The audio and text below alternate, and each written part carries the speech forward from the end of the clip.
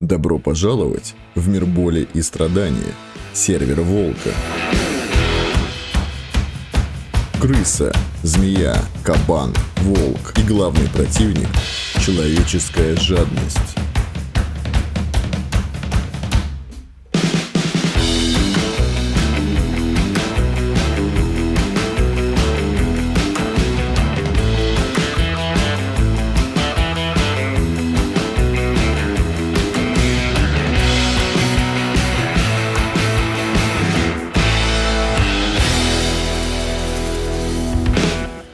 Вот, собственно, так технический процесс фарма и выглядит. Мы режем замки ИИ, получаем за это колеса. Крутим эти колеса, получаем за это награду. Все абсолютно просто.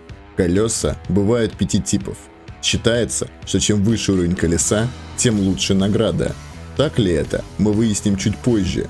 Сейчас вы видите все 5 вариантов наградных колес и все возможные награды с них. Но в свое время меня начали терзать смутные сомнения. Какой процент выпадения тех или иных наград? Есть ли отличия в прибыльности фарма различных типов ИИ? И насколько выгодно вообще фармить на сервере Волка? В общем, попытаемся ответить на все эти вопросы.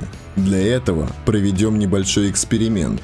Мы наконец-то перестанем бездумно крутить колеса, а начнем записывать каждый полученный результат. Все данные будут попадать в специальную таблицу. Таким образом, мы наглядно рассчитаем шанс выпадения, процент отклонения и другие интересные математические термины. Итак, приступим. Первым выпадает моя любимая пусто. Вносим эту информацию в нашу таблицу.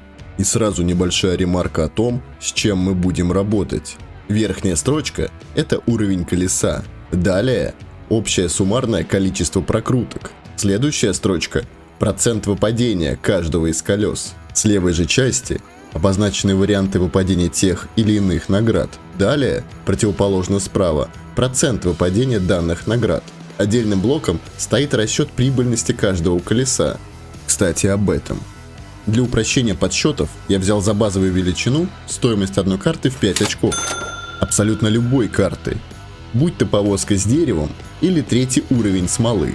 У каждого игрока свой уровень ценности тех или иных карт. Так что мы просто посчитаем их номинальное значение в 5 очков. Соответственно, каждый пак из 5 карт будет составлять 25 очков карт. Золото, очки веры и пусто не приносят данных ресурсов. Ну и само выпадение очков карт будет равняться своему номиналу. Мне кажется, у нас получилась достаточно простая и понятная табличка. В общем, приступаем к эксперименту.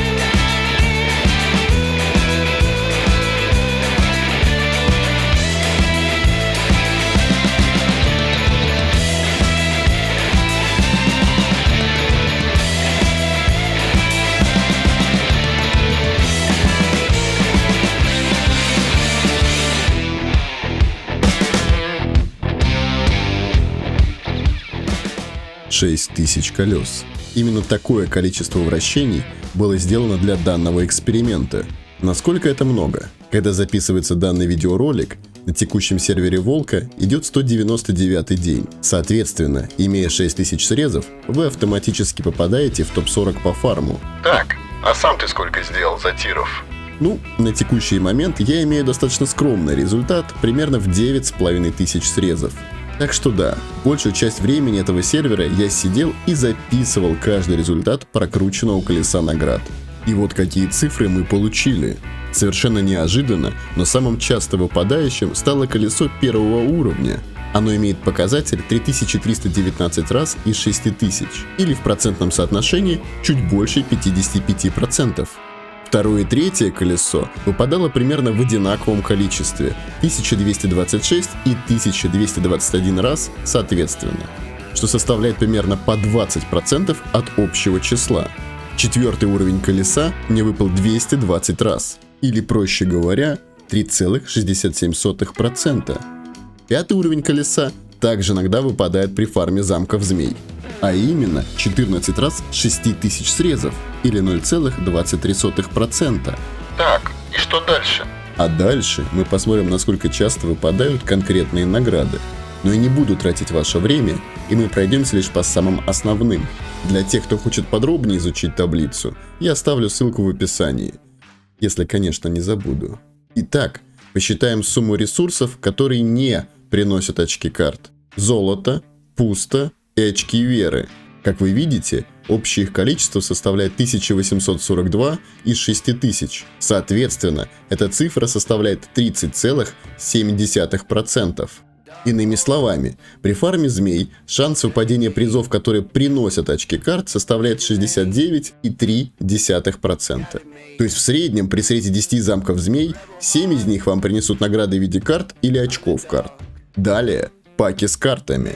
6000 прокруток было получено 868 раз, или около 14,5%. Соответственно, из тех 7 призовых замков змей в среднем 1,5 будут с паками карт. Безусловно, все это средние значения, но процент отклонения будет не очень большим. Кстати, раз мы об этом заговорили, то давайте сразу посмотрим, насколько штормит таблицу от средних значений.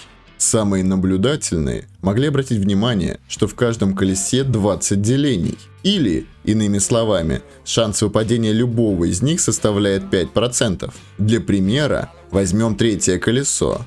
Мы его прокрутили 1221 раз. Соответственно, 5% от этого составит около 61. Теперь смотрим нашу таблицу. Защитная колода выпала 46 раз, что на 15 меньше от среднеожидаемого значения. Случайный пак также не дотянул до этой планки со скромной цифрой в 50. А вот серебряная колода, наоборот, не выпадала чаще и по итогу набралось аж 75 штук. Так это что, подкрутки нету, что ли? Именно так. Так что все любители заговоров могут убедиться сами, что подкрутка не превышает ожидаемых значений более чем на 50%. Но все это работает только в формате больших чисел. Чем больше проведенных экспериментов, тем больше получаемые цифры стремятся к ожидаемым значениям.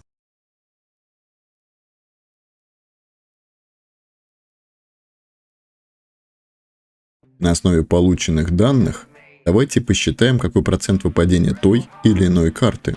Допустим, возьмем карту рыцарства 1 уровня.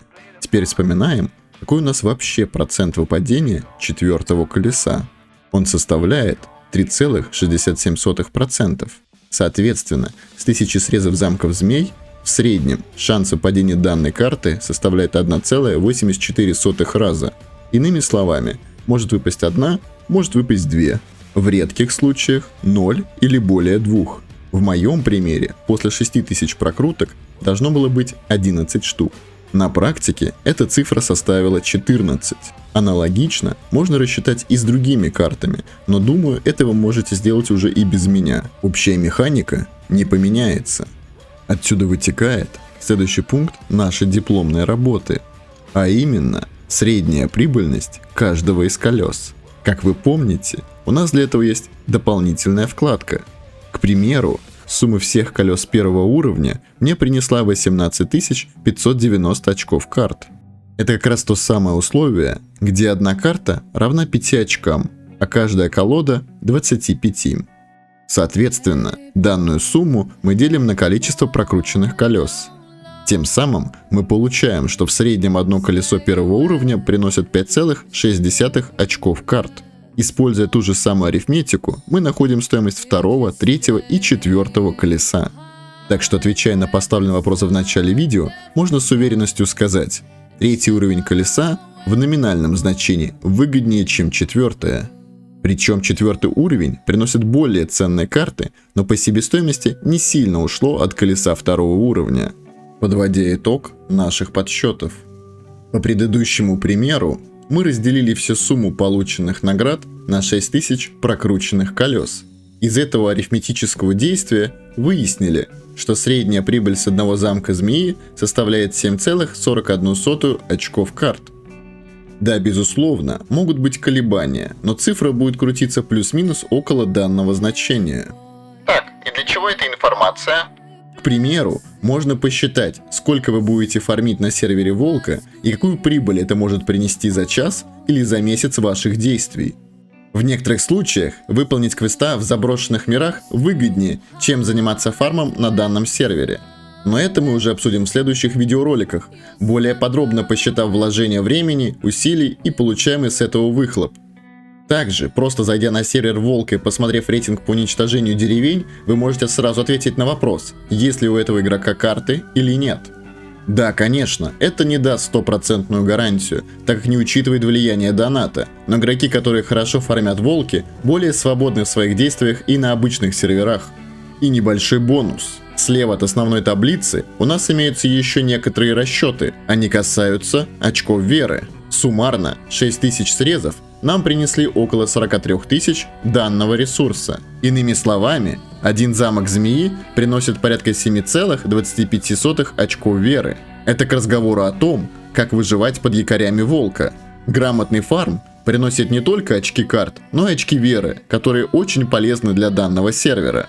Для удобства просто держите в голове, что в среднем каждый срез замка змеи принесет около 7 очков веры и карт. Соответственно, срезали за сутки около сотни замков змей, вот вам по 700 очков каждого из озвученных ресурсов. Небольшое уточнение. Я не делал особых различий, каких именно змей фармить. То есть данная статистика – это общая солянка из всех замков змей. Как в общем и делают большинство игроков. Безусловно, если вы будете давать предпочтению или самым маленьким, или самым большим деревням, то у вас будет смещение в сторону увеличения или уменьшения прибыльности одного среза. Но при этом также будут изменяться и потери в юнитах за каждый уничтоженный замок. Об этом, как я уже говорил, мы более подробно поговорим в другой раз. А на этом все. Желаю успешного фарма на сервере Волка и интересных сражений в игре Stronghold Kingdoms.